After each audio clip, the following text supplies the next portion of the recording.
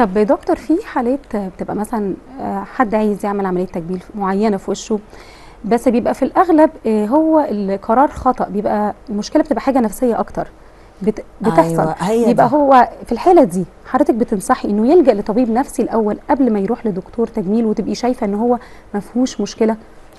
بصي حضرتك، لو هو اتشخص ان هو مشكله سايكولوجيكالي او مشكله نفسيه، يبقى ساعتها الدكتور بتاع الجلديه او التجميل يعني بيحوله على دكتور نفسي بيتابع معاه.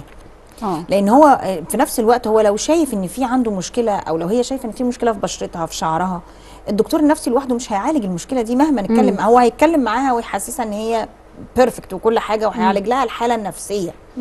بس يعني بالتعاون مع دكتور التجميل، انه ايه، ممكن يضطر ساعتها انه يعمل اجراء بسيط ما ياثرش خالص على الكلاينت في اي شيء، ومجرد يعززها نفسيا ان هي اوريدي حتى الحاجه اللي كانت هي شايفاها اصبحت مش متشافه، بس بدون ما يعمل اجراء قوي. ده لو هي مش محتاجه. لو محتاجه حاجه، او لو عندها مشكله، يعني في ناس مثلا يعني ربنا يكفينا الشر، بيبقى عندها مشكله، بتبقى عملت حوادث مثلا، وده اثر في جمالها الطبيعي فعلا. فساعتها الدكتور بتاع التجميل بيضطر ان هو يتدخل باجراء يخلي الحاله ترجع الاول لشكلها الطبيعي.